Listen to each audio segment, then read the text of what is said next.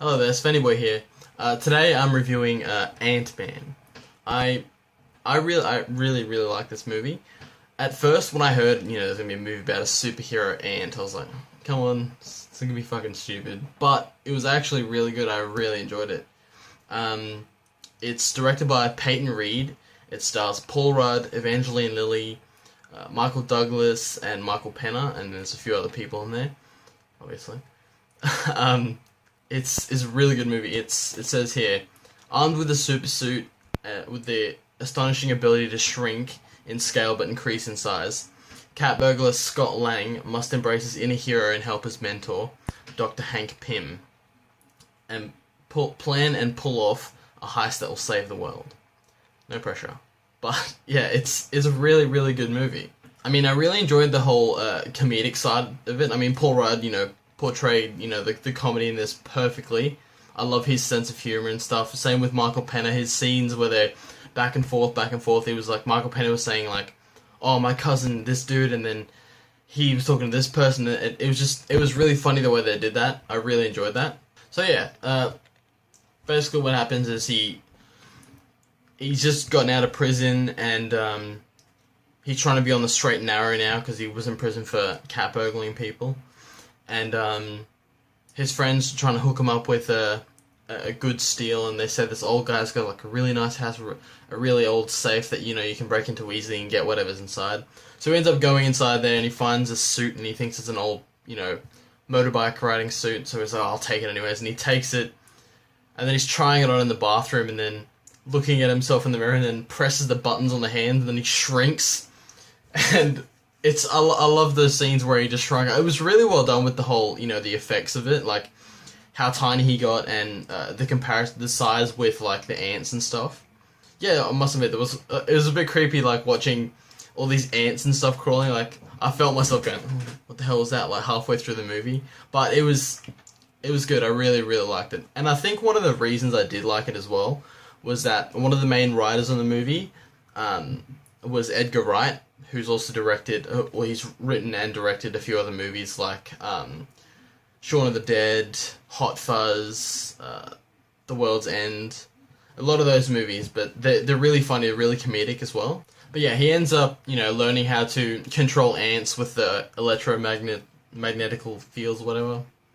That's not a word, but okay.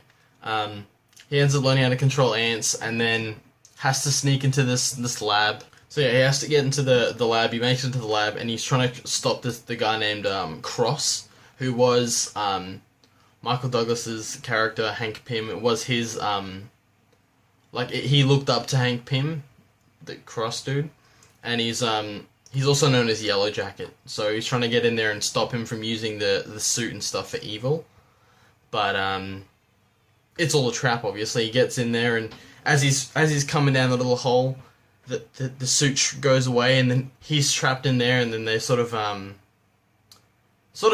fight to get out of there. He takes a Yellow Jacket and tries to get away. I like the whole idea of the Ant-Man idea, like the superhero. That was pretty cool. I mean, you shrink and you can't see him, which is pretty cool.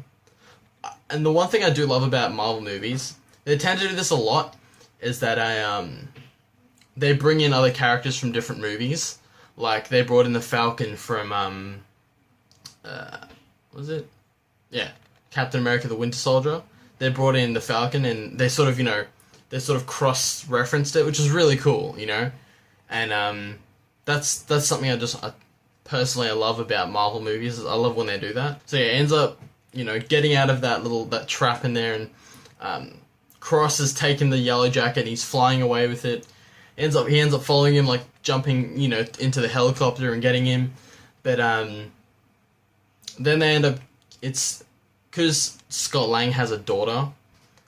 His daughter's in danger, obviously, the typical, there's someone else is in danger, like one of your close family members is in danger, and they have to, anyways, Cross has got, his daughter held hostage, and he tries to get in there, and they end up fighting. It's really cool to see him where they're like super tiny size of ants, and they're playing on his little daughter's train set. It's really cool, and like, from their perspective, it looks like this big, like, ginormous, fight and stuff, and like everyone's dying, and then it zooms out, and you can just see these little ants like going, and like knocking over the train set and stuff. It's really cool. I love that. That as I said, it's a very it's a comedic movie. So yeah, his ex-wife was dating a police officer, anyways, and they've sort of towards the end of the movie they'll sort of make up and whatever. As you know, in typical Marvel fashion, there's always the after end scene or scenes.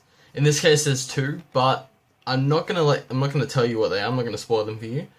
But I would definitely recommend watching this movie, as it would help out with further movies and cross references and whatnot. But yeah, definitely check those out. So yeah, I definitely rate this movie 8 out of 10 for sure. It was really, really great. I loved it. As I said before, I loved the comedic parts in it. I loved the writing style of it. It was really great.